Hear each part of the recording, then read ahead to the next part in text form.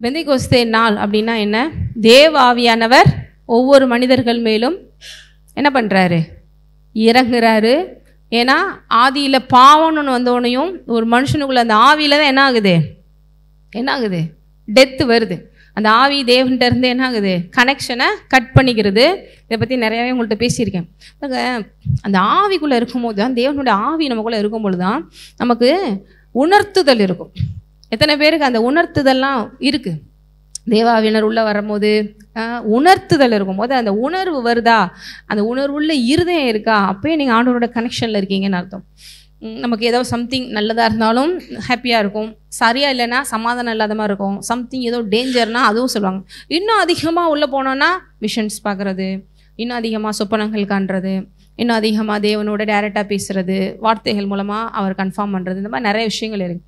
நான் ரீசெண்டாக கூட அந்த ஆக்சிடென்ட்ஸை பற்றி நினச்சி பார்க்கும்போது இதில் ஒரு ஆளுக்கு கூட நமக்கு ஏதோ பெரிய தப்பு நடக்க போகுது, ஏதோ சம்திங் டேஞ்சராக இருக்குது அப்படின்னு யாருக்குமே தோணலையா? எல்லோரும் சிரிச்சுக்கிட்டு ஹாப்பியாக அப்படி உட்காந்துருக்காங்க. அது ஏன்னா அந்த ஆவியில் நமக்கு வந்து பழுது அடைஞ்சிருச்சு வண்டி அப்படின்னா நமக்கு உணர்வே இருக்காது. ஃபுல்லாக இப்படி தான் இருப்பாங்க, ஃப்ளஷ்லியே தான் இருப்பாங்க, மாம்சத்தில் தான் இருப்பாங்க.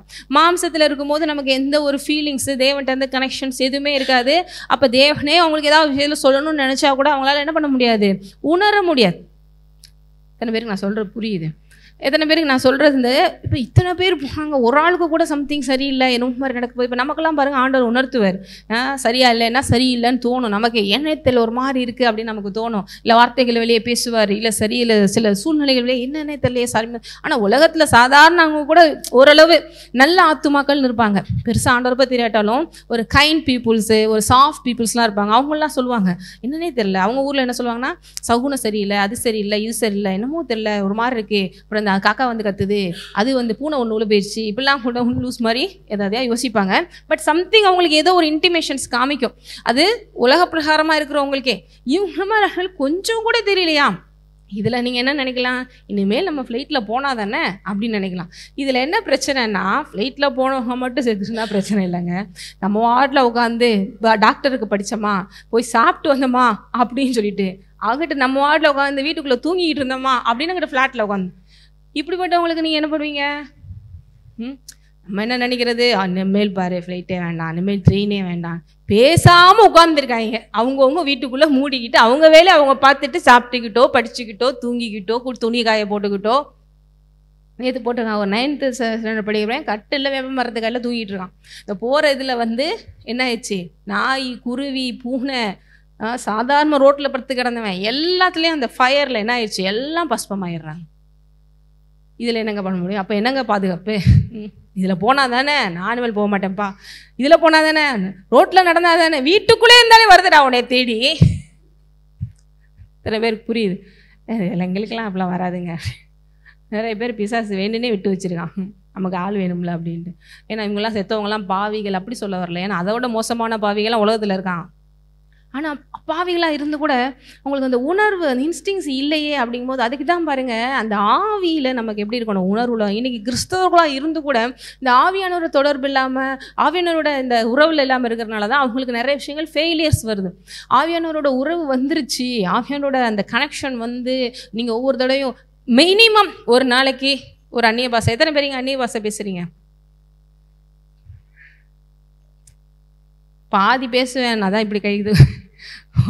ஓகே, நீங்களாம் என்ன பேச ஆரம்பிக்கல இல்லையா? நீங்களும் என்ன பேச ஆரம்பிக்கலையா? ஓகே. பட் நான் போன தடவை பெந்தைக்கோஸ்தே டேல உங்களுக்கு ஆவியானவர் ரிசீவ் பண்ணுறது கை தூக்கம் சொல்லும்போது ஒரு பிரதர் தான் கை தூக்குனாரு. அதனால் நீங்கள்லாம் பேசுவீங்க நான் நினச்சிட்டு இருந்தேன். பட் அப்படி பேச ஆரம்பிங்க, பரவாயில்ல, நம்ம சபைக்கு வந்துட்டீங்களா, பேச ஆரம்பிச்சிருவீங்க. அதில் மினிமம் ஊழியக்காரங்க சொல்கிறாங்க 1 hour பேசினா பெரிய விஷயம். ஒரு 1 hour டெய்லி 1 hour அட்லீஸ்ட். நான் என்ன சொல்கிறேன்னா ஒரு 15 minutes, எவ்வளோ நேரம், ஒரு 15 நிமிஷம். அதுக்கு தான் நைட் ப்ரேயர்னு நாங்களே ஒன்று ஏற்பாடு பண்ணி தரோம். நம்மளால் தனியாக உட்காந்து பண்ணால் டைவர்ட் ஆயிரும் அப்படி சொல்லிட்டு அந்த நேரத்தில் எல்லோரும் கூட சேர்ந்து கனெக்ஷன் ஆகும்போது அதில் ஒரு 20 to 15 minutes வரைக்கும் நமக்கு பண்ணுறதுக்கு ஒரு டைம் கிடைக்கும். அப்படி நீங்கள் பண்ணும்போதே உங்களுடைய ஆவி மனிதன் நல்லா போஷாக்கோடு இருப்பான். இது வந்து ஏதோ வந்து மாயம் வந்துடும் இந்த கதையெல்லாம் கிடையாதுங்க. கிறிஸ்துவ வாழ்க்கை அப்படின்னு சொல்லி உள்ளே வந்துட்டிங்கன்னா எதுலையுமே சரி, நீங்கள் ஒன்ஸ் உள்ளே வந்துட்டிங்கன்னா அதில் நம்ம எப்பயுமே ஒரு பர்ஃபெக்டாக இருந்தால் தான் அந்த பர்ஃபெக்டான ரிசல்ட் நமக்கு கிடைக்கும். அப்படி தானே? இப்போ விமானத்தில் என்னென்னமோ பழுதாயிருச்சுன்றாங்க. அப்போ அதில் ஏதோ ஒரு சின்ன கோளாறே இவ்வளோ பெரிய விஷயத்தை ஏற்படுத்துது. அதே போல் நம்ம லைஃப்லையும் எங்கேயோ இடத்துல மிஸ் பண்ணுறது பெரிய பெரிய பிரச்சனைகளை கொண்டு வருது. அப்போ எல்லாத்துலேயும் நம்ம பர்ஃபெக்டாக கொண்டு வரதுக்கு தான் ஆவியானவர் இருக்கார். நம்ம சரியில்லை தான், ஆனால் அவர் நம்மளை என்ன பண்ணுறாரு? பர்ஃபெக்ட் பண்ணுறாரு.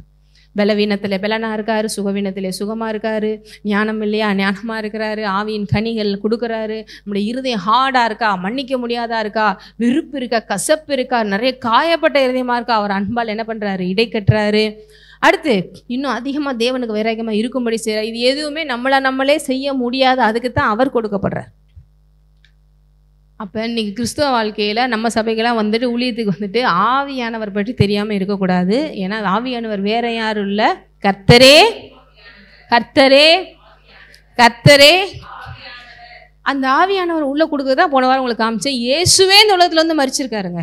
எத்தனை பேர் இயேசு வந்து மரிச்சதில் எனக்கு நோய்களெல்லாம் சுமந்தீத்துட்டாருன்னு சொல்கிறீங்க, என்னுடைய தரித்திரங்களெல்லாம் சுமந்தீத்துட்டாருன்னு சொல்கிறீங்க, என்னுடைய சமாதான கேடுகளெல்லாம் சுமந்து தீர்த்துட்டாரு, அவர் மேலே சமாதானத்தின் ஆக்கினை தீர்ப்பு வந்ததுனாலன்னு சொல்கிறீங்க. எத்தனை பேர் என்ன சாபத்தை பாவத்தை எல்லாம் போக்கிட்டாருன்னு சொல்கிறீங்க. இது வரைக்கும் தான் மக்களுக்கு தெரியுது. அதுக்கடுத்து டிக்கெட் கன்ஃபார்ம், எங்கே பரலோகத்துக்கு டிக்கெட் கன்ஃபார்ம் ஆயிடுச்சுங்க, முடிஞ்சு போய் எப்படினாலும் நம்மளை தட்டி தவறி ஒரு ஓரமாவது பிளாட்பாரத்தில் உட்கார்ற மாதிரி அன்ரிசர்வில் ஏறி ஓடிடலாம்டா, பரலோகத்தில் மூலையில் உட்காந்துக்கலாம் அப்படிங்கிற அளவுக்கு இருந்து போச்சு. பட் எல்லாத்துக்கும் மேலே கலாத்தியர் போனதோட காமிச்சே 3ஆம் அதிகாரத்தில் பிதாவினுடைய வாக்குத்தத்தம் நிறைவேற இப்படி ஆயிற்று. பிதாவினுடைய வாக்குத்தத்தம்னா என்ன? பழைய ஏற்பாட்டில் பிதா ஒவ்வொரு இடத்துலையும் தீர்க்கதரிசிகள் மூலமாக சொல்லியிருந்தார். என்ன சொல்லியிருந்தாரு?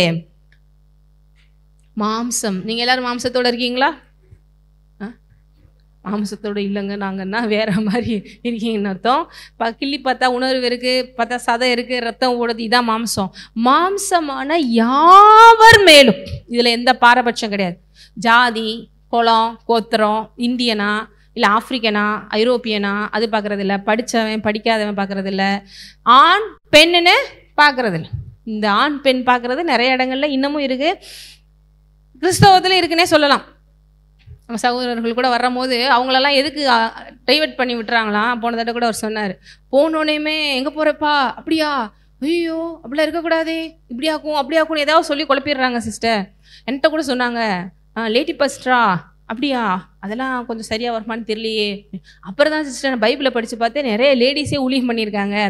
இதுக்கு தான் அவங்கவுங்க பைபிளை படிச்சுட்டா நல்லதுங்கிறது. ஊரில் இருக்கிறவங்க கதையெல்லாம் கேட்டுட்டு இருந்தேன்னா அவங்கவுங்க பாரம்பரியமாக நிறைய விஷயங்களை ஃபிக்ஸ் பண்ணி வச்சுக்கிட்டு, ஏன்னா லேடிஸ்னால ஆரம்ப காலத்துலேருந்து இப்போ வரைக்கும் நமக்கு பெரிய அளவுக்கு ஒப்பீனியன், அரசியல்லே இப்போ தான் உள்ள வந்திருக்காங்க. இப்போ ஓரளவுக்கு வந்து பெரிய அளவுக்கு வந்துட்டாங்க, ஜனாதிபதியாகவே உட்காந்துருக்காங்க இந்தியாவில் இல்லையா. ஆனால் அதெல்லாம் சாதாரணமாக வரல, மிஷினரிஸ் வந்து தான் கொண்டு வந்திருக்காங்க. ஸோ இதெல்லாம் பாருங்கள், இன்றைக்கி இந்த உலகத்தில் வந்து குழப்பி விடுறவங்க கெடுத்து விடுறவங்க 1000 பேர் இருக்காங்க. இப்படிலாம் நிறைய இடங்களில் சொல்கிறாங்க போல. அதனால தான் வந்துட்டு நிறைய பேர் ஓடுறாங்க. போன வாரம் தான் அவர் பேசினார். அப்புறம் தான் நானே பைபிள் எடுத்து படித்து பார்த்தேன், நிறையா பெண்கள் ஊழியம் பண்ணியிருக்காங்க, ஏங்க நிறையா பெண்கள் பாஸ்ட்டாகவே இருந்திருக்காங்க அப்படின்னு அர்த்தம் சொல்லியிருந்தேன். ஆமாம், எனக்கு இப்போ தெரிஞ்சிச்சு கன்ஃபார்மா அப்படின்னு.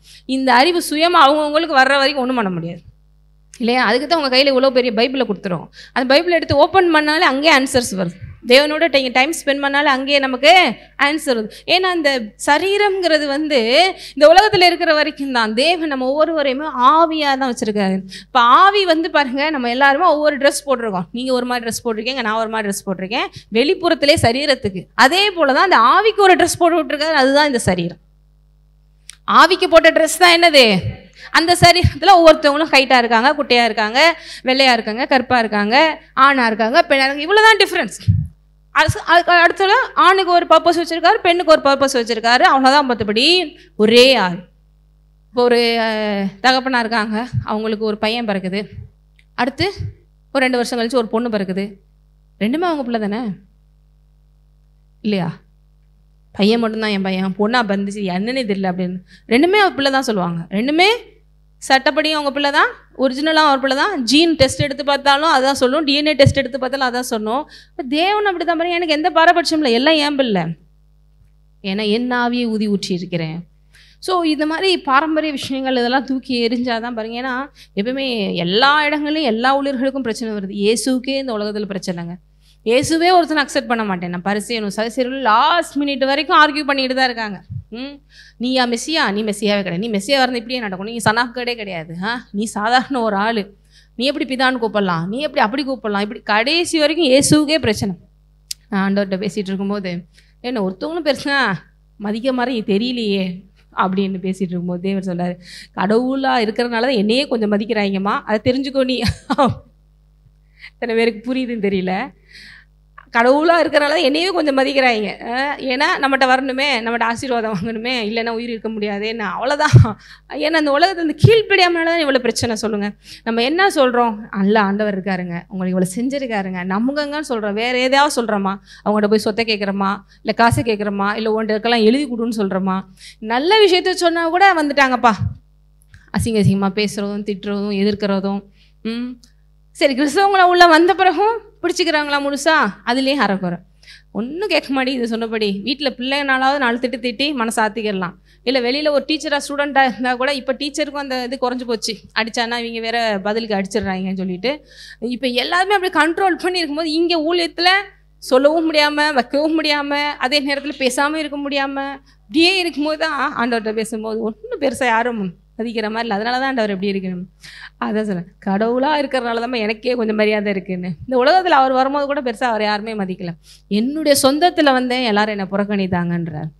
ஸோ ஊழியங்கிறது சாதாரண ஒரு விஷயம் இல்லை, மகிமையான விஷயம். சேம் டைம் ரொம்ப சகிப்புத்தன்மை வேணும், சேம் டைம் ரொம்ப வல்லமையான விஷயம். எல்லாமே நம்ம இயேசுவோட பார்த்தாலே நமக்கு நிறைய விஷயங்கள் புரியும். என்னையே பகைத்த உலகம் அப்படின்னு சிம்பிளாக சொல்லி முடிச்சிருவார் அவர். சரிங்களா? ஸோ இங்கே எதுக்கு சொல்ல வரேன்னா, இப்படி இயேசுவே இந்த உலகத்தில் இருக்கும்போது எவ்வளோ விஷயங்கள் நடந்துச்சு, பாடங்கள் வந்துச்சு. ஆனால் ஆவியானவரோட கைடன்ஸில் அவர் சக்ஸஸ்ஃபுல்லாக தன்னுடைய ஊழியத்தை என்ன பண்ணுறாரு, முடிக்கிறாரு. இப்போ அந்த இயேசுக்குள்ளே இருந்த ஆவியானவர் தான் நமக்குள்ளே வர்றார். இயேசு உயிர்த்தெழுந்த பிறகு பார்த்த உடனேயும் சீசருக்குலாம் ஒரே சந்தோஷம். நான் போய் சொல்ல போகிறோம்ப்பா இயேசுவை பார்த்துட்டோன்னு. அப்போ ஆண்டவர் என்ன சொல்கிறாரு, எருசலேமில் வெயிட் பண்ண போகாத, எது வந்தாதான் பலன் அடைவீங்க, ஆவியானவர் வந்தால் தான் பலன் அடைவீங்க. அதனால தான் சொல்கிறது, இந்த ஆவியானவரை பெற்றுக்கொள்ளுங்கள் என்று சொல்லி. விசுவாசம் இருக்கலாம், அனாதி அன்பு இருக்கலாம், பக்தி விரைக இருக்கலாம், எனக்குலாம் நிறையாவே இருந்துச்சு. அந்த ஆவியானவர் பெற்றுக்கொள்ள தான் பாருங்கள் அப்படி டோட்டலாக லைஃப் அப்படி மாறுது. தேவன் இன்னாருங்கிற அந்த அறிவு வருது. ஏன்னா தேவாவியே என்று தேவனுக்குரியவைகளை யாரும் அறிய முடியாது, மனுஷனுடைய ஆவியே என்று மனுஷனுக்குரியவைகளை ஒருவனும் அறிய முடியாதது போல தேவனுடைய ஆவியே என்று தேவனுக்குரியவைகளை, அப்போ தேவனுக்கு உரியவைகளை அறிஞ்சாதான் அந்த தேவன் என்ன அவரை போல உருவாக்கி இருக்காருன்னா அப்ப நான் எப்படின்னு எனக்கு புரியும். புரியுதா நான் சொல்றேன்? உங்களுக்கு புரியுதா? அப்ப அந்த அறிவு வேணும்னாலே ஆண்டவர் தான் நமக்கு என்ன பண்ணணும், கொடுக்கணும். ஏன்னா நம்ம ஃபுல்லாவே என்ன பண்ணி வச்சிருக்கோம், பாவத்திலையும் சாபத்திலையும் அப்படியே இழந்து போய் வச்சிருக்கோம். எல்லாமே மாறி மாறி மாறி ரெக்கார்ட் ஆகி வச்சிருக்கு, எல்லாம் நெகட்டிவா ரெக்கார்ட் ஆகி வச்சிருக்கு. இது எல்லாத்தையும் எரேஸ் பண்ணி மறுபடியும் அந்த பட்டன் கொண்டு வர்றது சாதாரண வேலையில அது ஆவியானவர் செஞ்சுட்டு இருக்கார். ஆவியில் அவர் அஸ்திபாரம் போட்டு மனதை டே பை டே இந்த வார்த்தையால் மறுவமாக்கி. இப்போ பாருங்க, நேற்று நான் நினச்சி பார்த்தேன், நமக்கெல்லாம் இப்போ திடீர்னு இந்த மாதிரி ஒரு சுச்சுவேஷன் வந்துச்சுன்னா எத்தனை பேர்லாம் இப்படிலாம் யோசிப்பீங்க? இல்லை, எல்லாம் யோசிக்கணும். திடீர்னு இப்போ ஒரு எமர்ஜென்சி சுச்சுவேஷன். இப்போ பாருங்க, அவங்களுக்கு லாஸ்ட் மினிட்ல என்ன யோசிச்சிருப்பாங்க இறக்கும் போது, எல்லாமே முடிஞ்சு போச்சா? நீங்கள் எத்தனை பேர் எல்லாம் யோசிக்கிறீங்கன்னு தெரில. யோசிச்சு பார்க்கணும் பாருங்க. நிறைய விஷயங்கள் கண்ணை மூடி சாக போகிறோம், அடுத்து என்ன, அவ்வளோதான் லைஃப், இனிமேல் யாருமே பார்க்க முடியாது. ஐயோ வீட்டில் அவங்கள விட்டு வந்து இவங்களை விட்டு வந்தோம், என்ன சொல்ல போகிறோம்? புரியுமா புரியலையா நான் சொல்கிறது உங்களுக்கு? என்ன மாதிரி தோணும், அவ்வளோதான் முடிஞ்சு போச்சு போல, ஐயோ அவங்கள்ட்ட சண்டை போட்டு வந்தேனே பேசாமல் சாரி சொல்லியிருக்கலாமே, அவ்வளோதானா, பிள்ளைகள்லாம் இருக்காங்க, இதுக்கடுத்து என்ன லைஃப் அப்படிங்கிறது ஆண்டவர் இல்லாதவனுக்கு பிளாங்க். ஆண்டவர் இல்லாதவனுக்கு அதானங்க, ஐயோ அம்மா என்ன பண்ண போகிறேன், இருந்த ஒரு லைஃபும் போச்சு, என்ன பண்ண போகிறோமோ எது பண்ண போகிறோமோ, இல்லை அவங்களுக்கு தெரிஞ்ச 4 விஷயத்தை கூப்பிட்டுருப்பாங்க. நமக்கெல்லாம் பாருங்க அந்த விஷயம் அப்படின்னு ஒன்று தோணுச்சுன்னா கூட ஏசு நாமத்திலே அப்படிதான் ஆட்டோமேட்டிக்காக வருது. அந்த ஸ்டேட்டஸ் கூட நம்ம மைண்டு போக மாட்டேங்குது. இத்தனை பேருக்கு நான் சொல்கிறேன் புரியுது. என்ன பண்ண, நான் ஏசுன்னு கூப்பிட போகிறேன், என்னை அவர் காப்பாற்ற போகிறாரு, முடிஞ்சு போகுது, பிள்ளைகிட்டே அப்படியே கூட நிற்கும் அந்த இடத்துல. நமக்கு பாருங்க இதுதான் பாருங்க மனம் மருவமா. இது எப்படிங்க நமக்குள்ளே வந்தது? வார்த்தை உள்ள கேட்டு கேட்டு கேட்டு நான் இப்படித்தானுங்க நமக்கு செட் ஆயிடுச்சு. இன்னொன்று, நான் போனாலே எனக்காக அவர் பார்த்துக்கிடுவார். நான் ஏறிட்டேன்டா, அதனால உனக்கெல்லாம் சேஃப்டிடா, எந்த தெய்வத்தை கும்பிட்டியோ அது நல்ல தெய்வம், எங்கள் ஏசு தெய்வம் என்னை அனுப்பிச்சிருக்காரு, வேறு எந்த தெய்வத்தை கும்பிட்டாலும் அனுப்ப முடியாது, அதனால நீங்களாம் சேஃப், எல்லோரும் சேஃப், போய் சேர்ந்துருவீங்க. அப்படி இந்த கான்ஃபிடென்ஸ், இந்த நிச்சயம், இந்த மாதிரி ஒரு மைண்ட் செட்டு நமக்கெல்லாம் சான்ஸே கிடையாது. இந்த மாதிரிலாம் ஒரு போல்ட்னஸ்ஸு இதெல்லாம் எப்படிங்க வருது? இந்த வார்த்தை உள்ளே போய் போய் போய் உங்களோட மைண்ட் செட்டே மாற்றுது.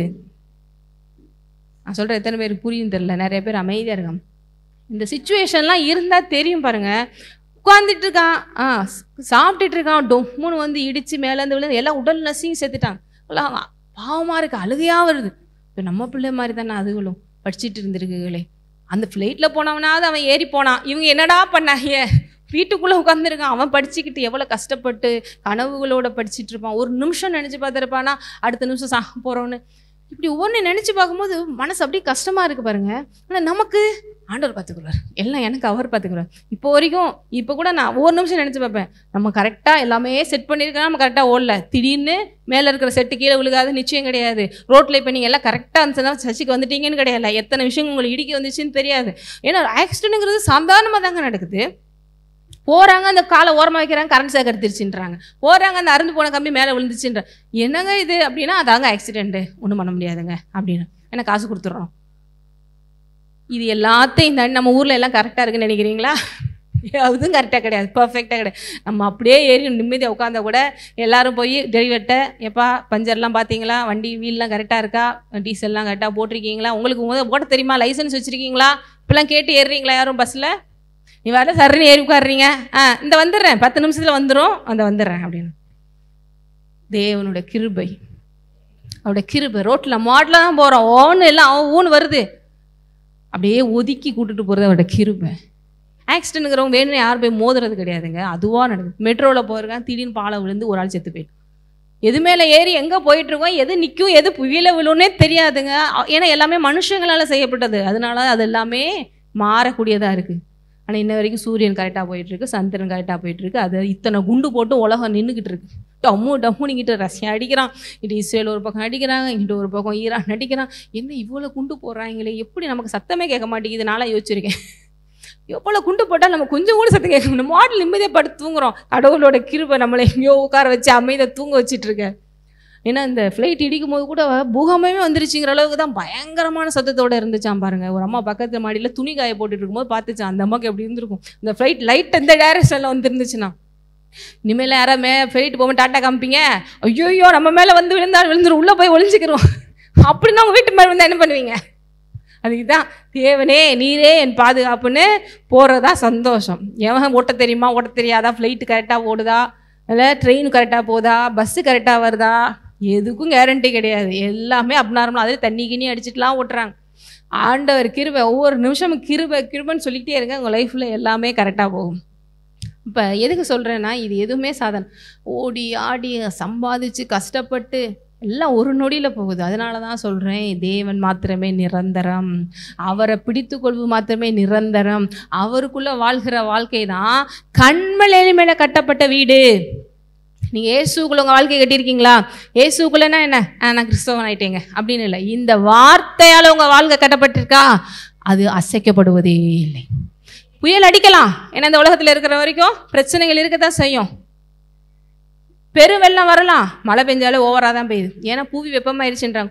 போடா குறைக்கு இப்போ அதிகமாக குண்டெல்லாம் போட்டு ஒரு பக்கம் ஹீட் ஓவர் ஆகிட்டு இருக்கு. அதனால் என்னன்னாலும் நடக்கலாம், ஆனால் நான் அசைக்கப்படுவதில்லை. இப்போயே இப்படி இருக்கீங்க, அடுத்த ஜென்ரேஷனில் எத்தனை பேர் யோசிச்சு பார்க்குறீங்கன்னு எனக்கு தெரில. இன்னும் 2050 சென்னை வந்து பாதி முங்கிரும்னு போய் சொல்லிட்டாங்க. நம்ம கொஞ்சம் தள்ளி இருக்கோம் முகப்பேர். இதெல்லாம் வந்து சிரிப்பு கிடையாது, எல்லாமே நம்ம செய்கிற தவறுகள்னால இயற்கை கெட்டு சீரழிந்து சின்னாபின்னமாகுது. ஆனாலும் எப்படிங்க வண்டி ஓடிட்டுருக்கு, நான் அசைக்கப்படுவதில்லை, ஏனென்றால் அவர் மேலே என் வாழ்க்கை கட்டப்பட்டிருக்கு. ஒருவேளை இங்கே வந்தால் என்னை எங்கேயா தூக்கிட்டு போயிடுவார், இல்லை வர்ற தண்ணி எங்கேயா நிற்கும், எப்படியோ நான் சேஃபாக இருப்பேன், ஏன்னா என் வாழ்க்கை அவர் கையில் இருக்கிறது. இதுதான் பாருங்கள், தேவனை நம்பி வாழ்கிற ஒரு அற்புதமான ஒரு என்ன சொல்கிறது, ஒரு பாக்கியமான வாழ்வு. இதை நமக்கு கொண்டு வந்து நம்ம இந்த உலகத்தில் அப்ளை பண்ணி சக்ஸஸ்ஃபுல்லாக வாழ்றதுக்கு தான் பாருங்கள் ஆவியானவர் ரொம்ப வேணும். ஆவியானவர் இல்லாத வாழ்க்கையில் வந்து பேருக்குன்னு கிறிஸ்தவங்களாக இருக்கலாம், பேருக்குன்னு வந்து சர்ச்சுக்கு போகலாம், பக்தி வேலையாக இருக்கலாம், ஆனால் பெரிய ரிசல்ட் இல்லாமல் இருக்கும். ஏன்னா கிறிஸ்தவங்களாக இருக்கிறவங்களும் ஆக்சிடென்ட் நடக்குது இல்லைங்க, அவங்க இப்படியாவது இவங்கன்னு சொல்கிறவங்களுக்கு 1000 பேர் இருப்பாங்க. ஏன் உண்மையாக தேவனோட வார்த்தையை கேட்டு நடக்கிறான்னு நீ கேட்டு பாருங்கள், இருக்க மாட்டாங்க.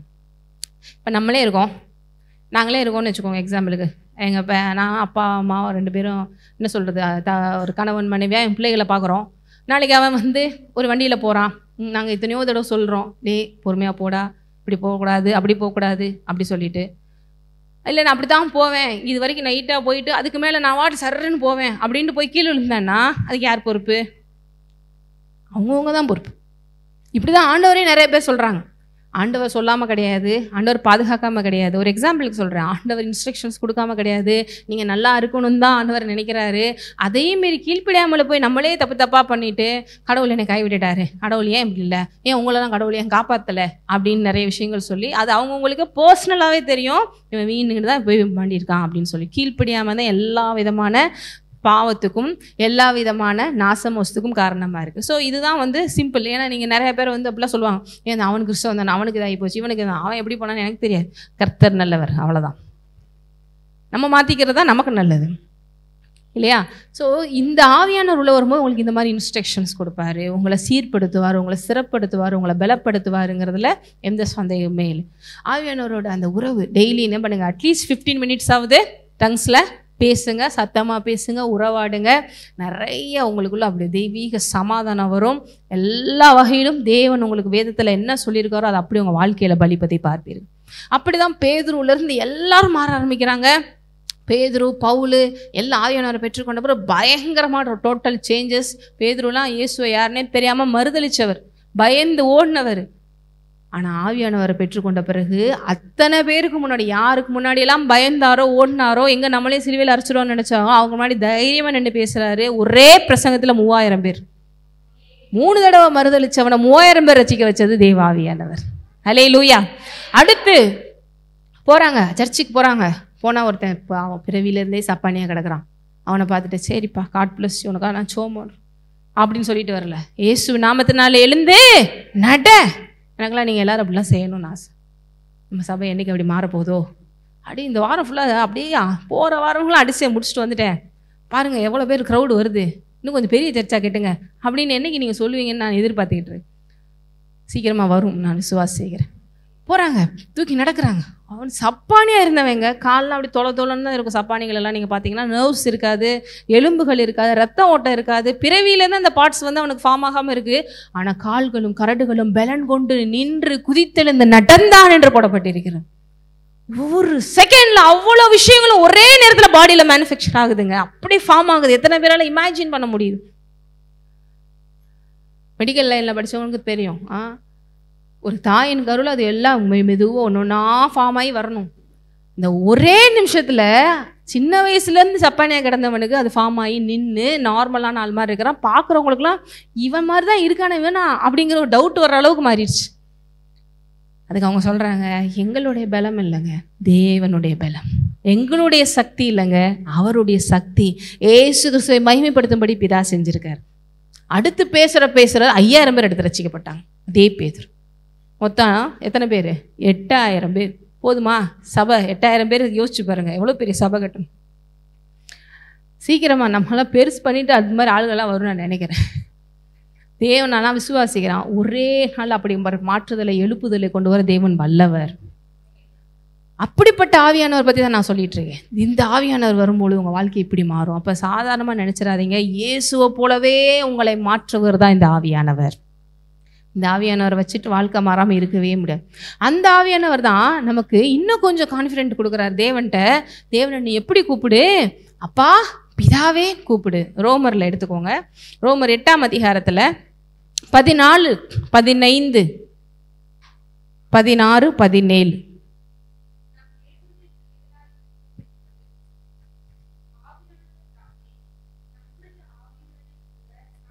எல்லாரும் எடுத்துக்கிட்டீங்களா? 8:14 மேலும் 14 படிங்க. மேலும் எவர்கள் தேவனுடைய ஆவியினாலே நடத்தப்படுகிறார்களோ அவர்கள் தேவனுடைய புத்திரராய் இருக்கிறார்கள். ஆமென். எவர்கள் தேவனுடைய ஆவியிலே எத்தனை பேர் இங்க ஆவியானவரை பெற்று ஆவியானவர் உங்களை கைட் பண்ணி கொண்டு போயிட்டு இருக்காரு? நீங்கெல்லாம் யாரா? தேவனுடைய பிள்ளைகள், புத்திரர்கள். அதனாலதான் நீங்க அவரை எப்படி கூப்பிடுறீங்க? ஹல்லேலூயா. அடுத்து அந்தபடி திரும்பவும் பயப்படுகிறதற்கு நீங்கள் அடிமைத்தனத்தின் ஆவியை பெறாமல் அப்பா பிதாவே என்று கூப்பிட பண்ணுகிற புத்திர சுவிகாரத்தின் ஆவியை பெற்று. அல்லேலூயா. இந்த ஆவியானவருடைய இன்னொரு பேர் என்ன? புத்திர சுவிகாரத்தின் ஆவி. இந்த ஆவியானவர் உங்களுக்குள்ள வந்து உங்களோட ஸ்பிரிச்சுவல்ல டெத்தா இருந்தவன மறுபடியும் அவருடைய ஆவியை கொண்டு புதுப்பிச்சு அங்க ஒரு நியூ கிரியேஷன் ஸ்டார்ட் ஆகுது. அங்க ரீபார்ன் ஆகுறீங்க. அங்கதான் புது சிருஷ்டி ஃபார்ம் ஆகுறான். அங்க குட்டி இயேசுவா இருக்கிறீங்க. நீங்க இப்ப அவருடைய பிள்ளையா மாறிட்டீங்க. ஆமென். அதனாலதான் இந்த ஆவியானவருக்கு பேர் என்ன? புத்திர சுவிகாரத்தின் ஆவி. என்ன ஆவி? அவருடைய சொந்த பிள்ளை என்று அழைக்க. சொந்த பிள்ளைங்க ஏதோ பெரியப்பா பிள்ளை, சித்தப்பா பிள்ளை, அந்த பிள்ளை இந்த பிள்ளை இல்லைங்க, சொந்த பிள்ளையா இருக்கிறோம் தேவனுடைய. ஒரு 2 பேருக்கு தான் சந்தோஷம். மற்றவங்க எல்லாம் சொந்த பிள்ளையா இருந்து என்ன பண்ண, என் மேல சொத்து எழுதி வச்சிருக்காரு, என்ன கிடைக்க போகுது? எழுதி வச்சிருக்காருங்க. கவனிங்க, நாம் தேவனுடைய பிள்ளைகளா இருக்கிறோம் என்று ஆவியானவர் தாமே நம்முடைய ஆவியுடனே கூட சாட்சி கொடுக்கிறார். சாட்சியே யார் சொல்றா? ஆவியானவர் சொல்றா. ஏம்மா அப்பப்போ புத்தி வந்துருது, நானே ஒண்ணும் இல்லை, நானே வேஸ்ட், நான்லாம் என்னத்தை உருப்பட போறேன், என் குடும்பத்துல எதுவும் உருப்பிட்டது கிடையாது, நம்ம தான் உருப்பட போறோமா அப்படின்லாம் வருது. ஆவியானவர் சொல்றா, இல்லை இல்லை, நீ சாதாரண ஆள் கிடையாது. வார்த்தைகள் வழியா பேசுறாரு, பிரசங்கத்தின் வழியா பேசுறாரு, உங்களுக்குள்ளேயே பேசுறாரு. ஆவியானவர் தாமே சாட்சி கொடுக்கிறார். என்னென்ன? You are the child of God அப்படின்னு. இத்தனை பேருக்கு அந்த உணர்வு அப்பப்பெல்லாம் டவுன் ஆகி மேலே எழும்புது. அவர் மட்டும் போயிட்டாருன்னா நம்ம அப்படியே போயிடுவோம். என்ன நடந்து என்ன பண்ணாங்க, அப்படியே டிப்ரெஷனில் போய் ஒன்றுமே இல்லாமல் போய் கடைசியில் அப்படியே முடிச்சிருவோம். எலியாக்கே இந்த டிப்ரெஷன் வருது. தீர்க்கதரிசி அப்படி தானே? அப்படியே ஃபயரை இறக்குறாரு. அடுத்து அங்கே போய் பயத்தில், ஐயோ இந்த ராணி என்னை போட்டு தள்ளி இரும்போலையே நான் என்ன பண்ணுறது, பேசாமல் நான் செத்துற ஆண்டவரை எடுத்துக்கொள்ளுங்க ஆண்டவர் அப்படின்னு சொல்லி போய் காட்டுக்குள்ளே ஒளிஞ்சிடுறாரு. அப்போ தேவன் தான் பாருடி, இல்லைப்பா பலப்படு, இந்த பாரு அப்பத்தை சாப்பிடு, இந்த தண்ணி சாப்பிடு, இன்னும் நீ போக வேண்டிய தூரம் அதிகம், அப்பப்போ பலப்படுறதுக்கு ஒரு ஆள் வேணும், அப்பப்போ நீ ஆண்டவரோட பிள்ளைன்னு சொல்லிட்டு ஒரு ஆள் வேணும். ஆவியானவர் தாமே சாட்சி கொடுக்கிறார். இவ்வளோ ஒரு அருமையான ஹெல்ப்பரை வச்சுருக்கீங்க, எவ்வளோ ஒரு அருமையான துணையாளரை வச்சிருக்கிறீங்க. அதனால தான் அவர் பேர் துணையாளர், helper, friend, best gift from God என்று சொல்லப்படுகிறது. அடுத்து 17, நாம் பிள்ளைகளானால் சுதந்திரரும் ஆமே. சுதந்திரரும் ஆமேனா என்ன? நீங்க வாரிசு. சொல்லுங்க, நீங்க தேவனுடைய வாரிசு. நீங்க தேவனுடைய வாரிசு. வாரிசுனா என்னங்க? அவங்களுக்கு அடுத்து நீங்க தான் அவங்களுடைய எல்லாத்துக்கும் சொந்தக்காரர்கள், உரிமைப்பட்டவர்கள். அவங்களுடையதெல்லாம் அடுத்து உங்களுக்கு தான். உங்கள் பிள்ளைங்க தான் உங்களுடைய வாரிசு. அதனால பிள்ளை இல்லைன்னா என்ன சொல்கிறாங்க, எனக்கு வாரிசே இல்லைங்க, ஒரு வாரிசு இருந்தால் கூட பரவாயில்லைங்க அப்படின்னு. நான் வந்து ஏதோ சாதாரண ஒரு கையாலாகாத அப்பாவுக்கு நீங்கள் வாரிசுன்னு சொல்லலைங்க, சகலத்தையும் கட்டி ஆளுகிற தேவனுடைய வாரிசுன்னு சொல்லிட்டு இருக்கேன். ஒவ்வொரு நைட்டில் உங்கள் தலையெழுத்தே மாறுதுங்க. நான் ஏதோ அம்பானிக்கு டாட்டா பிர்லாக்கு நீங்கள் வாரிசுன்னு சொல்லலைங்க, ராஜாதி ராஜாவினுடைய வாரிசுன்னு சொல்லிட்டு இருக்கேன். அப்போ கூட அப்படியா, நல்லா இருக்கு, அவ்வளோதான் ரியாக்ஷன். இதுக்கு மேலே வந்து உங்கள் மேலே இடியே இறங்கினா கூட ரியாக்ஷன் பண்ணாமல் இருக்கிற போது ஒன்றுமே பண்ண முடியாது. ஏன்னா புரிய மாட்டேங்குது, அப்படியே பிளாங்காக இருக்குது. தயவு செய்து புரிந்து கொள்ளுங்க. கர்த்தர் உங்களுக்கு உதவி செய்வாராக. நீங்கள் தேவாதி தேவனுடைய வாரிசு. வாரிசுனா என்ன? அவருடைய எல்லாம் உங்களுக்கு உரியது. இப்போ தேவனுக்கு எல்லாமே உரியதா? பூமியும் அது நிறைவும் அப்படின்னா என்ன? எல்லாத்தையும் அவர் கண்ட்ரோல் பண்ணுறாரு, எல்லாம் அவர் கையில் வச்சிருக்காரு, எல்லாத்தையும் அவர் பார்த்து. அப்படி இருக்கிறனால தான் உங்களை நான் எதுவும் சேதப்படாமல் பாதுகாக்க முடியுங்கிறாரு. ஏன்னா எவ்ரிதிங் இஸ் கண்ட்ரோல். யாரால? தேவனால. கையால் அதை வச்சுக்கிட்டு நானும் பேருக்குன்னு வச்சுக்கிட்டு சிலர்லாம் ஓவராக வந்து இது பண்ணுவாங்க. அப்படி இப்படின்னு என் பேரை சொல்லு அப்படின்னு போய் அடிதான் வாங்கிட்டு வரணும். இயேசு நாமத்தை நீங்கள் சொல்லும் பொழுது பயப்படாத விஷயமே இருக்க முடியாது. எத்தனை பேர் இயேசு நாமத்தை சொல்லி ப்ரேயர் பண்ணுறீங்க? அதிகாரமாக ப்ரேயர் பண்ண முடியுதா? லாஸ்ட் நான் 2-3 பேர் கையை தூக்க மாட்டேங்கிறீங்க. தேவனுடைய நாமத்தை, இயேசு நாமத்தை சொல்லி ப்ரேயர் பண்ணுறீங்களா? அவங்க கை தூக்குறாங்க. நீங்களாம் ட்ரை பண்ணுங்க. எதுக்கு இல்லைன்னா எல்லாமே இருந்தும் வேஸ்ட்டு. அப்படி ப்ரேயர் பண்ணி பார்த்தா தான் பாருங்கள் இவங்க சொல்கிறதெல்லாம் உண்மைன்னே தெரியும். இல்லைனா எதுக்கு சர்ச்சைக்கு போகிறோம், எதுக்கு இவங்க வாட்டில் பேசுகிறோம், 1 மணி நேரம் உட்காந்துட்டு வருவோம் அப்படிங்கிற மாதிரி இல்லாமல், கர்த்தர் நல்லவன் நீங்கள் ருசித்து பார்த்துட்டிங்கன்னா, இந்த கடையில் இந்த பிரியாணி சூப்பராக இருக்குது நான் 1000 தடவை சொல்லலாம்.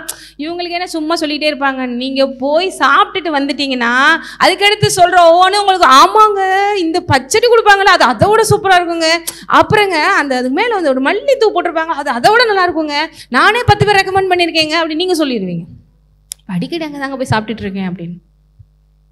ஏன் அந்த ஃபீலிங்ஸ் வராமல் அப்படி இருக்குன்னா, ருசி பார்க்காதனால இவங்க இப்படி தான் சொல்லிகிட்டே இருப்பாங்க. பிரியாணியாவது செக் பீஸ் ஆகுது, பச்சடியாவது, ருசியாவது, இவங்களுக்கு என்ன வேலை அப்படிங்கிற மாதிரி இருக்காங்க. அது காரணம் வந்து ருசித்து ருசித்து பாருங்க. இவரை விட ஒரு பெஸ்டான, ஒரு டேஸ்டான, ஒரு அருமையாக வாழ வைக்கிற தகப்பனை எங்கேயுமே பார்க்க முடியாது. உண்மையிலே சொல்ற, தேவனோடு வாழ்கிற வாழ்க்கை ஒரு பாக்கியமான வாழ்க்கை. அது வந்து ருசித்து பார்த்தவங்களுக்கு தான் தெரியும். ஸோ அடுத்து இங்கே என்ன சொல்லியிருக்கு? நீங்கள் சுதந்திரர். அப்படின்னா என்ன? நீங்கள் வாரிசு, அவருடைய எல்லாத்துக்கும் நீங்கள் வாரிசு. உங்கள் அப்பா அம்மாட்ட ஒன்றுமே இல்லாமல் கூட இருக்கலாம், ஆனால் இந்த பாட்டை எல்லாமே இருக்குது, எல்லாம் அவருடையது. அடுத்து என்ன சொல்றாரு? தேவனுடைய சுதந்திரரும் கிறிஸ்துவுக்கு உடன் சுதந்திரர். சுதந்திரர்னா வாரிசு சொன்னேன். தேவனுடைய வாரிசா இருக்கீங்க. கிறிஸ்து வந்து ஒரு மாம்சத்துல நமக்கு வெளிப்பட்டு மூத்த சகோதரனா இருக்கிறதுனால அவரோடு சேர்ந்து உடன் சுதந்திரரா இருக்கிறோம். ஏன்னா அவர் தான் நமக்கு முதல்ல வந்து ஒரு மனிதனாக பிறந்து எல்லாத்தையும் ஜெயிச்சு கொடுத்தாரு. அவர் தான் ஃபஸ்ட்டு போனா இருக்கிறாரு. ஆகவே அவர் மூத்த அண்ணன்னா நம்ம அவரோடு சேர்ந்து அவரோடு எல்லாத்தையும் பங்கெடுப்பட்டு வாழ்கிறவர்களாக இருக்கிறோம். இது எல்லாம் ஆவியானவர் நமக்கு தருகிறார். அப்போ இந்த ஆவியானவர் இருந்தெல்லாம் உங்களுக்கு பெரிய விஷயம். இன்றைக்கி நான் மறுபடியும் இன்னும் சில விஷயங்களை சொல்ல வரேன். இந்த ஆவியானவர் தான் பாருங்கள், இந்த தகப்பனை நம்பு, இவர் நல்லவர், கர்த்தர் நல்லவர், இவர் உன் தகப்பனாக இருக்கார். உன் வாழ்க்கையில் நடந்துட்டு இருக்கிற சில நாச மோசங்களையும் சில ட்ரையான சுச்சுவேஷன்ஸையும் பார்த்து சோர்ந்து போகாத, முடிவிலே அவர் எல்லாத்தையும் சகலத்தையும் நன்மைக்கு எதுவாக மாற்றுகிறது. அதுக்கு இன்சிடெண்ட்டாக ஒரு விஷயத்தை உங்களுக்கு இந்த வாசி காமிச்சிட்டு முடிக்க விரும்புகிறேன். யாத்ராகமம் 15ஆம் அதிகாரத்தில் பழைய ஏற்பாடு 14 என்ன நடக்குது? 14 ஒரு அதிசயம் நடக்கும். இல்லை 14, யாத்ராகமம் 14 ஒரு அதிசயம் நடந்துச்சு. எத்தனை பேருக்கு தெரியும்? பார்த்துட்டு கூட சொல்லுங்க. பெரிய அதிசயம். பழைய ஏற்பாட்டில் 87வது பக்கம். எத்தனை பேர் கண்டுபிடிச்சிட்டீங்க? யாத்ராகமம் 14 ஒரு அதிசயம் நடந்துச்சுங்க. எத்தனை பேர் கண்டுபிடிச்சிட்டீங்க?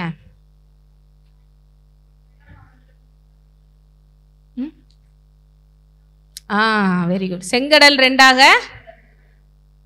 அது எங்க இருக்குன்னு கூட தெரியலங்க. யாத்ராகமம் 14 தாங்க இருக்கு. செங்கடல் ரெண்டாக பிளந்த அதிசயம். இது அப்படியே நடத்திட்டு வர்றாரு. சரி, செங்கடலாம் ரெண்டா பிளந்து கொண்டு வர்ற மாதிரி எவ்வளோ பெரிய அதிசயம். எத்தனை பேர் நீங்கள் சொல்கிறீங்க அந்த மாதிரி ஒரு மிராக்கெல்லாம் என் லைஃப் நடந்துச்சுன்னா நாளை விழுந்து விழுந்து கும்பிடுவேங்க கடவுளை? அனுபவிச்சிருக்கீங்க. Very good. விழுந்து விழுந்து கும்பிடுவேங்க. எனக்கு அது மாதிரிலாம் சில விஷயங்கள் நடக்கலை, பரவாயில்ல. இப்படி நடந்த இஸ்ரவேலருக்கு கூட அடுத்து என்ன நடக்குது, எப்படி நடந்துக்கிறாங்கன்னு பாருங்க. 15க்கு இப்போ வாங்க. தொடர்ந்து அப்படி ஆடி பாடி சந்தோஷமா தேவன் எங்களை கொண்டு வந்துட்டாரு அப்படி சொல்லிட்டுலாம் 15ல் 21 வரைக்கும் பாடுறாங்க. மிரியாம் அவர்களுக்கு பிரதிவசனமாக கர்த்தரை பாடுங்கள், அவர் மகிமையாய் வெற்றி சிறந்தார், குதிரையையும் குதிரை வீரனையும் கடலிலே தள்ளினார் என்று. இந்த மிரியாம் யாரு? மோசே ஆரோனுடைய சகோதரி. சரிங்களா? அது மிரியாம்னா வேற யாரும் நினச்சிடாதீங்க, அவ சகோதரி. ஒரே சந்தோஷம். இத்தனை பேருக்கு இமேஜின் பண்ண முடியுது. கடலின் நடுவே அப்படி பாஸ் பண்ணி ஒவ்வொருத்தோட யோசிக்கணும். எப்பயுமே பைபிளில் ஒவ்வொரு வசனத்தையும் கேட்குறீங்கன்னா ரியல் லைஃப்பில் யோசிக்கணும். இந்த அவளாக சண்டே கிளாஸில் நிறைய டவுட்டு கேட்பாள். யோசிக்கிறது நல்லது. டவுட்டே கேட்காத, என்ன நீ உனக்கு சந்தேகம் வருதா அப்பெல்லாம் சொல்லக்கூடாது. யோசிச்சு அதுக்கு விடை கிடைக்கும் போது தான் நிறைய வெளிப்பாடுகள் கிடைக்க ஆரம்பிக்கும். கேட்காதே அப்படி சொல்லாது, நிறைய யோசிங்க. எத்தனை பேர் மெரினா பீச்சுக்குள்ள உட்காந்துக்கிட்டு இது எப்படி பிளக்கும், பிளந்தா எப்படி இருக்கும், இப்படி யோசிக்கணும். நீங்கள் யோசிக்கலைன்னா தான் இவ்வளோ பிளக்கணும்னா எவ்வளோ தண்ணி இருக்கும், ஆழமாக இருக்குமா, உள்ள என்னென்ன இருக்கும், எப்படி போனாங்க, இப்படி ஒவ்வொரு இடத்துலையும் பாருங்கள் தேவன் செஞ்ச விஷயங்களெல்லாம் யோசிக்கணும். வானத்தை பார்க்கும்போது யோசிக்கணும், பூமியை பார்க்கும்போது யோசிக்கணும், சமுத்திரத்தை பார்க்கும்போது யோசிக்கணும், சூரியனை பார்க்கும்போது யோசிக்கணும், சந்திரனை பார்க்கும்போது யோசிக்கணும், மரங்களை பார்க்கும்போது யோசிக்கணும், சாப்பிடும் போது யோசிக்கணும், ஒவ்வொன்றையும் பார்க்கும்போது யோசிக்கணும். அப்படி ரிலேட் பண்ணி பார்த்தீங்கன்னா நிறைய உங்களுக்கு வெளிப்பாடுகள் கிடைக்கும். சரிங்களா? அப்போ இந்த கடல் மாதிரி தான் இருந்திருக்குமோ செங்கடலும், ஓ எப்படி பிளந்துச்சுன்னு தெரியலையே, சே நம்மளும் ஒரு தடவை ஜோம் பண்ணி பார்த்து, சரி தேவைப்படுமோ ஜோம் பண்ணுவோம் அப்படின்னு சொல்லிட்டு வந்துடணும். சும்மா போய் உட்காந்துக்கிட்டு சீன் போகிறதுக்காகலாம் ஜோம் பண்ணால் நடக்காது. தேவை இருந்துச்சுன்னா பிளக்க வைப்பார். இப்படி எல்லாத்தையுமே யோசிச்சு நீங்கள் பார்க்கணும். அப்போ இங்கே நடந்துருச்சு, சந்தோஷமாக இருக்கிறாங்க. ஆனாலும் 22 படிங்க. பின்பு மோசே இஸ்ரவேல் ஜனங்களை சிவந்த சமுத்திரத்திலிருந்து பிரயாணப்படுத்தினான். அவர்கள் சூர் வனாந்தரத்திற்கு புறப்பட்டு போய் 3 நாள் வனாந்தரத்தில் தண்ணீர் கிடையாமல் நடந்தார்கள். இப்ப எந்த வனாந்தரத்துக்கு போயிட்டாங்க? சூருங்கிற ஒரு டெசர்ட்டான பிளேஸ். ஏன்னா அந்த மாதிரி இடத்துல தான் அவங்க டிராவல் பண்ணி கானானுக்கு ஆண்டவர் கூட்டிட்டு போயிட்டு இருக்காரு. அந்த இடத்துல எத்தனை நாள் தண்ணி இல்லை? இப்ப திடீர்னு திடீர்னு லைஃப்பில் நமக்கு சில நேரங்கள்லாம் பாருங்கள் பயங்கரமாக மிராக்கிள் நடந்து சூப்பராக போயிட்டுருக்கும். சில நேரம் அப்படியே லைஃப் ட்ரையாக போயிட்டுருக்கும். என்னடா அப்படியே போயிட்டுருக்கே, ட்ரையாக போதே, ஆண்டவர் இருக்காரா இல்லையா? ஏன்னா ஒரு நாள் இல்லை, 2 நாள் இல்லை, எத்தனை நாள் தண்ணி இல்லை? உங்களுக்கும் எனக்கு தவிக்குமா தவிக்காதா? உண்மையிலே அப்படி மாதிரி சூழ்நிலைகளில் என்ன தோணும், என்ன மாதிரி பண்ணியிருக்கணும்னு நினைக்கிறீங்க அப்படின்னா, நம்மள மாதிரி ஆளுகள்லாம் இப்போ சொல்லுவோம் ஏசோ நாமத்திலே தண்ணி உண்டாகட்டும் ஜோம் பண்ணியிருக்கலாங்க அப்படின்னு. ஆனால் இஸ்ரேல் மக்களுடைய புத்தி தான் எனக்கு தெரிஞ்சு எல்லாருக்கும் இருக்கிற ஒன்று. ஏன் தெரியலையே, எனக்கு தண்ணி தேவைன்னு ஆண்டவருக்கு தெரியாதா? எனக்கு ஏன் தெரில? 1 நாள் இல்லை, 2 நாள் இல்லை, 3 நாள் வரைக்கும் கொடுக்காம நான் எவ்வளோ தாகமாக இருக்கிறேன் ஆண்டவரே அப்படி சொல்லி. அப்போ என்ன நடக்குது பாருங்க, 23 அவர்கள் மாராவிலே வந்தபோது எந்த இடத்துக்கு வர்றாங்க? மாராவின் தண்ணீர் கசப்பாய் இருந்ததினால் அதை குடிக்க அவர்களுக்கு கூடாதிருந்தது. ஒரு இடத்துக்கு வர்றாங்க, அந்த இடத்துக்கு பேர் மாறா. ஏன்னா அந்த இடத்துல இருக்கிற தண்ணி வந்து பைபிள் ஸ்காலர்ஸ் என்ன சொல்றாங்கன்னா, அந்த சிவந்த சமுத்திரத்தினுடைய வாட்டர் தான் அங்கேயும் போச்சு. எப்பயுமே கடல் தண்ணி குடிச்சு பார்த்துருக்கீங்களா? யாராவது கடல் தண்ணி வாயில வச்சு, இல்லை அட்லீஸ்ட் குளிக்கும் போது தான் வாயில போயிருக்கோம். இல்லை கடலுக்கிட்டே நாங்கள் போனதில்லை. இல்லை ஒரு சிலர்லாம் அப்படி இருக்காங்க, கடலே பார்க்கலன்னு சொல்லி ஒரு சிலர்லாம் என்ன சொன்னாங்க, நான் கடலே பார்த்தது இல்லை, சென்னைக்கு வந்தால் நான் பார்க்கணும் அப்படின்னு. அப்படி யாராவது இருக்கீங்களா? இல்லை சிலருக்குலாம் பயம், கடலுக்குள்ளே போனால் அடிச்சுட்டு போயிருமோ அப்படின்னு சொல்லிட்டு. அப்போ என்ன ஆகும், ஒவ்வொரு வாயில் உள்ளே வைக்கவே முடியாது. ஏன்னா தேவன் அது ஒரு பர்பஸாக வச்சுருக்காரு. அது வந்து சூரியன் வந்து அதை விவாப்ரேட் ஆகி நமக்கு அழகாக பேலன்சிங் பண்ணி வேர்ல்டு நடக்கிறதுக்காக. எதுவுமே சும்மா வைக்கல. நம்ம நிறைய பேர் யோசிப்போம், இவ்வளோ தண்ணி ஆண்டவர் தண்ணி இல்லாத பஞ்சத்தில் நல்ல தண்ணியை மாற்றிருந்து நம்ம வாட்டில் குடிச்சிருக்கலாம்ல, உலகமே நீங்கள் இயங்காது. அதில் ஒரு சிஸ்டம் வச்சுருக்காரு சயின்டிஃபிக்காக. அதனால தான் அது அங்கே உப்பாக வச்சுருக்காரு. ஸோ இந்த தண்ணி தான் அவங்க குடிக்கிற மாதிரி இருந்துச்சு. வாயில் பட்டாலே துப்புற அளவுக்கு கசப்பு அந்த மாதிரி. சரி, தண்ணியே கிடைக்காத சூழ்நிலை, இப்போ தண்ணி கிடைக்குது. அதுவும் எப்படி இருக்கு? உள்ள விசுவாசம் அப்படியே உள்ளக்குள்ள எப்படி இருக்கும்? வெறுப்பாக இருக்கு. அதுலேயும் எனக்கு தண்ணி தேவைன்னு தெரியாது, அதுலேயே கசப்பாக வேற இருக்கே அப்படி சொல்லிட்டு. ஆனால் ஆண்டவர் பாருங்க, சில சூழ்நிலை வெளியே நம்மளை அலோவ் பண்ணுறாருன்னா அந்த இடத்துல நம்மளுடைய விசுவாசத்தை கூட்ட, தன்னை யாருங்கிறத அவங்க அறிந்து கொள்ள, பொசஸ் பண்ணிக்கிற, தேவன் நமக்காக வைத்த எல்லாத்தையும் பொசஸ் பண்ணிக்கிற, இல்லை என் தேவன் என் தகப்பன் இவ்வளோ வல்லவராச்சு, அவரால் இதை செய்ய முடியும் நம்ம அறிந்து அந்த இடத்துல ஆக்டிவேட் பண்ண. இதை தான் அடிக்கடி உங்களுக்கு நான் ஒரு கதை சொல்லுவேன். கழுகு குஞ்சுகளை வச்சு சாப்பாடு கொடுத்து நல்லா வளர்த்துரும். ஒரு ஸ்டேஜ் வந்தோடனையும் கீழே தள்ளி விடும். தள்ளி விடுறது கொல்றதுக்கு இல்லை, அதை பறக்க வைக்கிறதுக்கு, தன்னை போல உன்னால் முடியும்னு காமிக்கிறதுக்கு, செயல்பட வைக்கிறதுக்கு. ஆணுக்குள்ளே அந்த கழுவுக்குள்ளே இருக்கிற, அம்மா கழுவுக்குள்ளே இருக்கிற அந்த பவர் தான், அந்த எபிலிட்டி தான் உனக்குள்ளே இருக்குது. உன்னாலே முடியும், நீ தனியாக செயல்படு, இயக்கு அப்படின்னு சொல்கிறதுக்கு தான் அப்படின்னு சொல்லியிருக்கேன். ஆனால் நம்ம என்ன நினச்சிடுவோம் அந்த நேரத்தில், அவ்வளோதான் முடிஞ்சு போச்சு, கர்த்தர் என்ன நினைக்கிறாரோ இல்லையோ, என்னெல்லாம் மறந்துட்டாருன்னு நினைக்கிறேங்க. இப்போல்லாம் இந்த பக்கத்து சேரில் உட்காந்துருக்கவங்களுக்கு தான் அதிசயமாக நடக்குது. நமக்கெல்லாம் ஒன்றும் நடக்கிற மாதிரி தெரியல, ட்ரையாக போகுதுங்க வாழ்க்கை. இவங்க வேற வந்து விசுவாசம் வேற சொல்லிட்டு இருக்காங்க அப்படின்னு நீங்கள் உள்ளுக்குள்ளே திட்டுறதெல்லாம் நமக்கு சில நேரம் புரியுது. அப்படியே மெயின்டைன் பண்ணே அப்படி சொல்லிட்டு ஆண்டவருக்கும் புரியும், ஆவியானவருக்கும் புரியும். இந்த மாதிரி நேரத்தில் இது விஷயங்கள் நடக்கும். ஆனால் நம்ம புத்தி எப்படி போகுது, அவ்வளோதான் போல, என்னத்த விசுவாச வாழ்க்கை, என்னத்த ப்ரேயர், நானும் கன்ஃபர்ஸ் பண்ணிட்டு தான் இருக்கேன், நான் அப்படி தான் பண்ணிட்டு இருக்கேன். நம்ம ஏதோ ஏடாவதானமாக ஏதோ பண்ணுறதெல்லாம் பெருசாக நினச்சி பேசுவோம். இங்கே அவங்க என்ன பண்ணுறாங்க பாருங்கள். அப்பொழுது ஜனங்கள் மோசேக்கு விரோதமாக முறுமுறுத்து, மோசே யாரு? பாஸ்டர், இஸ்ரேல் நடத்துனவர் தான் பாஸ்டர். அவர் தான் வந்து அங்கேருந்து கொண்டு போகிறார். முறுமுறுப்பு யாருக்கு நேரம் திரும்பும்? இவர் பேச்சை கேட்டு எகிப்திலேருந்து வந்ததே தப்பு, இவர் பேச்சை கேட்டு என் குடும்பத்தை பிரிஞ்சு வந்ததே தப்பு, தனியாக நிற்கிறதே தப்பு, ஞானஸ்தானம் எடுத்ததே தப்பு, இப்படி எல்லாம் கோபம் வருது மோசேக்கு மேலே. முறுமுறுப்பு. நீங்கள் பழைய ஏற்பாடை படித்து பார்த்தீங்கன்னா மோசே படாத பாட்டு படுவார். பாஸ்டர் நிலமெல்லாம் சாதாரணம் கிடையாதுங்க. அது இருந்து பார்த்தா தான் தெரியும் அவனோட வழி, சரிங்களா? அதே நேரத்தில் மகிமை இருக்கும். மோசே மாதிரி வருமா, கடலில் பிறந்தாருன்னு சொல்லுவோம், நடக்கலைன்னா வச்சு செஞ்சிடுறாரு, அது மாதிரிலாம் நடக்கும்.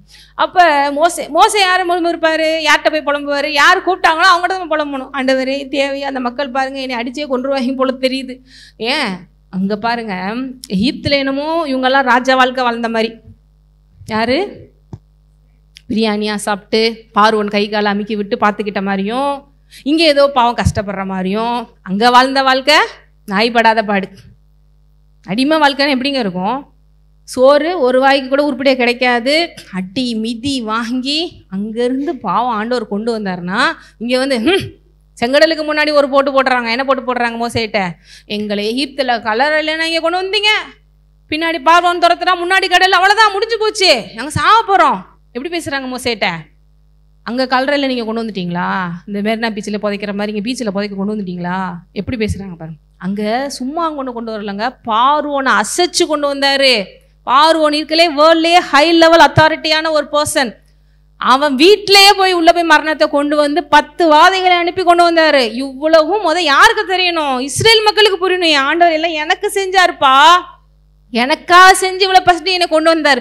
இவர் எப்படிப்பா கைவிடுவார் தெரியல.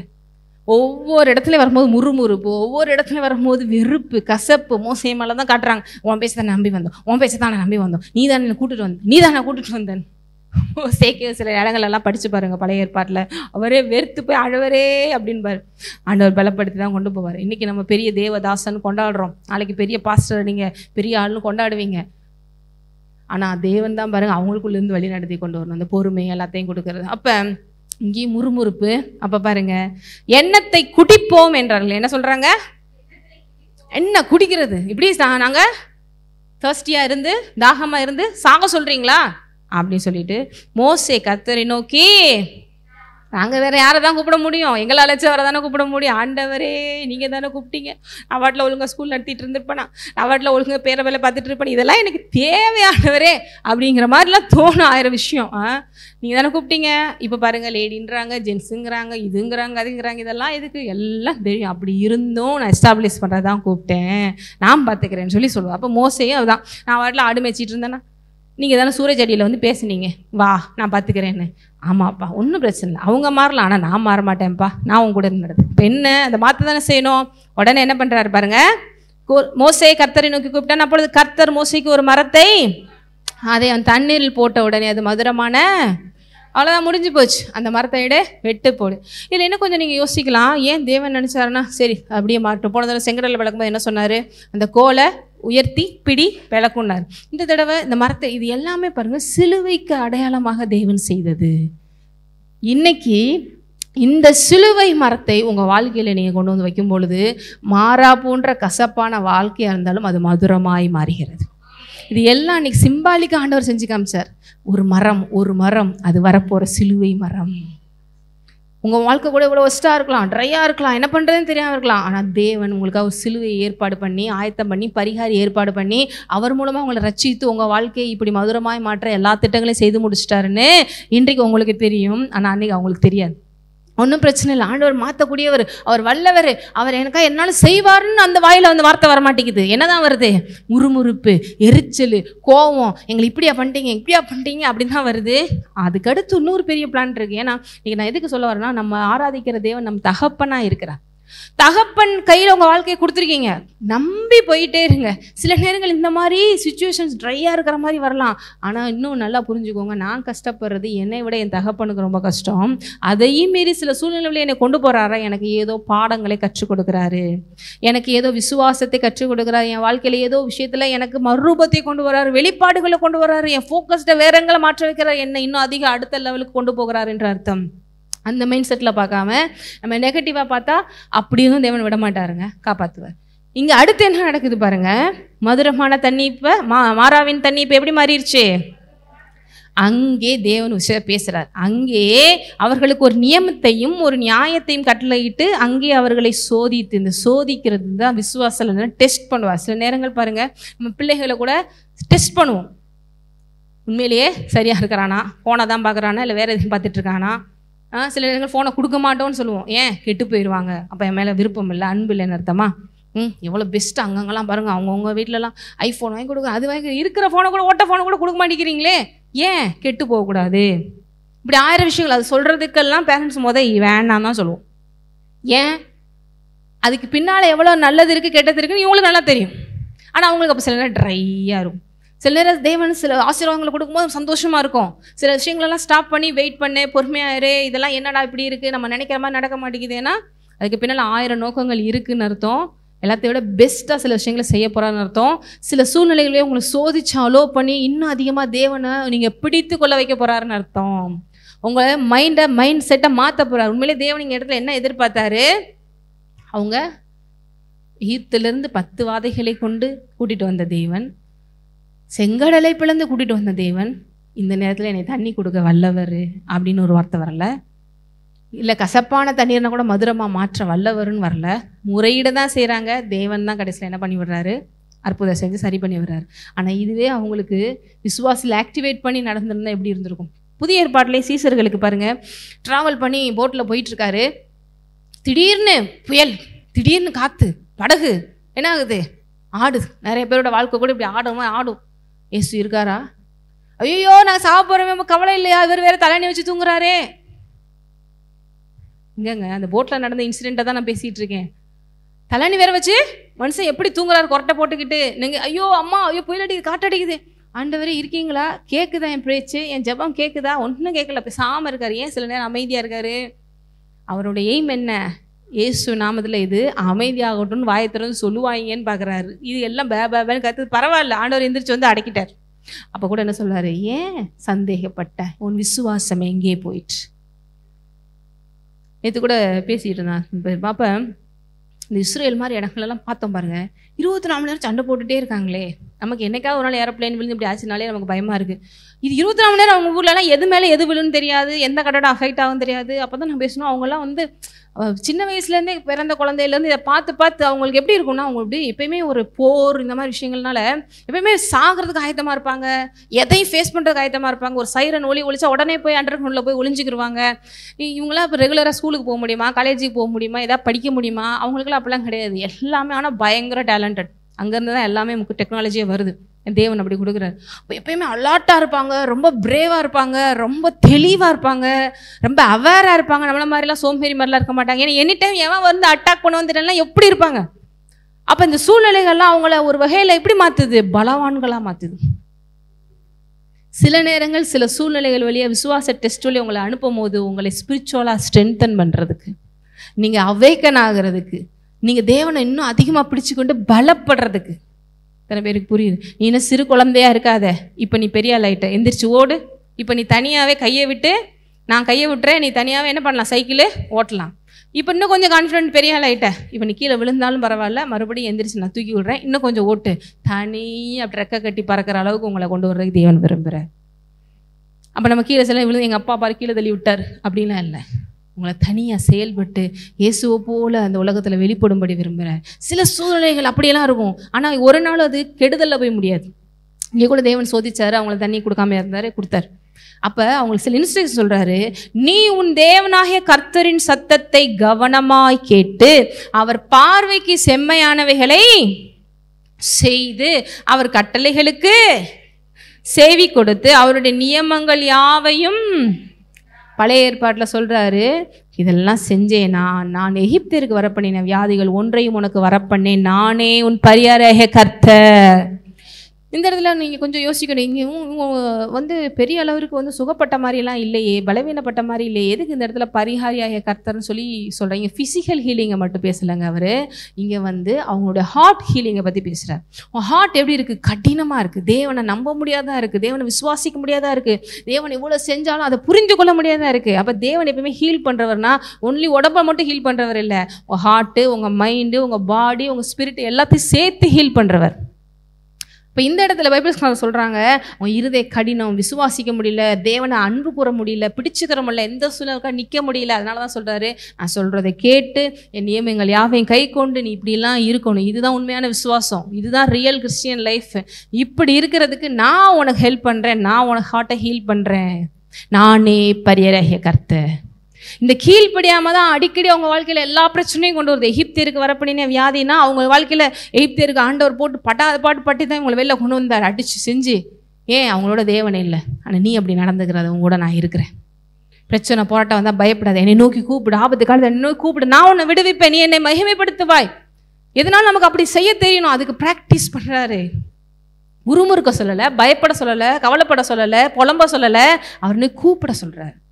அவர் என் பட்சத்தில் இருக்கிறார், இன்னும் அதிகமாயிட்டீங்கன்னா இயேசு நாமத்தில் செயல்பட சொல்றாரு, கட்டி ஆண்டு தேவனை மகிமைப்படுத்த சொல்றாரு. அடுத்த லெவல். எத்தனை பேருக்கு புரியுது? இப்படியே உட்கார்ந்துருக்காத, அதுக்கு அடுத்து ஒரு பெரிய பிளான் இருக்கு பாருங்க. எதுக்கூடா தேவன் இப்பெல்லாம் கூட்டு போறாரு, இப்படியே நம்மளை கொண்டு போய் தள்ளவா? இல்லைங்க, அந்த கழுகு பறவை எப்படி குஞ்சியை பறக்க வச்சு பார்த்துச்சோ, அதுக்கு அடுத்து என்ன இடத்துக்கு வர்றாங்கன்னு பாருங்க. 27. பின்பு அவர்கள் ஏலிமுக்கு, எந்த இடத்துக்கு வர்றாங்க? அங்கே என்ன மாதிரி ஸ்பெஷல் பாருங்க, அங்கே 12 நீரூற்றுகளும் 70 பேரிச்சம்பழங்களும் அங்கே தண்ணீர் அருகே பாளையம் இறங்கினார். எப்படி ஒரு இடத்துக்கு கூட்டு வர்றதுக்கு எப்படி டிராவல் பண்ணி கொண்டு வர வச்சிருக்காரு. நம்மால் அதுக்குள்ள எப்படி சந்தேகப்பட்டான் பாருங்க. தகப்பன் ஒரு நாள் உங்களை கைவிட மாட்டார். ஏலியமுக்கு பிளான் பண்ணிட்டு இருக்காரு. நீங்க மாரால உட்காந்து கசந்து அழுதிட்டு இருக்கீங்க. டே, மாராவோட அடுத்த ஸ்டேஷன் ஏலியம்டா. Hallelujah. Elium is ready for you.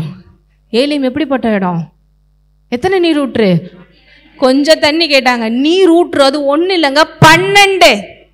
அடுத்து 70 பேரிச்சம்பழம். அவங்களுக்கு சாப்பாட்டுக்கு வழி இல்லை. பேரிச்சம்பழத்தை பிடுங்க வேண்டியதான், சாப்பிட வேண்டியதான், தண்ணியை குடிக்க வேண்டியதான், அப்படியே ரெஸ்ட் எடுக்க வேண்டியதான். அவ்வளோ ஒரு அருமையான பசும்புல் வெளியில நடத்த உங்களை பிளான் பண்ணி மெய்ப்பர் கூட்டு வந்துட்டு இருக்காரு. இங்கே இந்த ஆட்டுக்கு அறிவில்லாமல் இப்படி இப்படி இப்படி புலம்பிக்கிட்டு இருக்கிறது.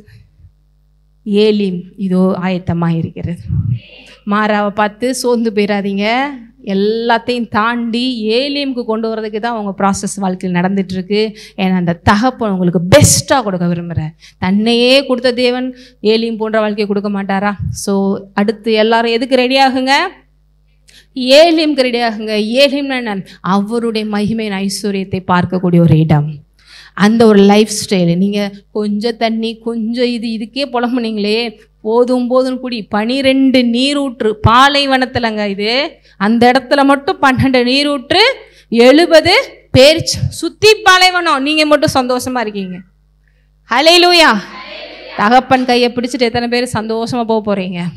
இந்த தகப்பன் உங்களை கொண்டு சேர்க்கிற இடம் ஏலிம் போன்ற இடம். நித்தியத்தில் கொண்டு போய் பரலோகத்திலையும் சேர்க்க போறாரு. ஒருபோதும் உங்களை கைவிட மாட்டேன். நடுவில் வர்ற இந்த மாதிரி விஷயங்களெல்லாம் பார்த்து சோர்ந்து போகாதீங்க. இஸ்ரேல் மக்கள் மாதிரி முறுமுறுக்காதீங்க, பாஸ்டரையும் புலம்பாதீங்க. சந்தோஷமா சேர்ந்து ப்ரேயர் பண்ணுங்க, விசுவாசத்தில் பலப்படுங்க. அதையும் தாண்டி அடுத்து ஏலிமும் வருங்கிறத மறந்துடாதீங்க. நம்ம எல்லோரும் எழுந்து நிற்போம்.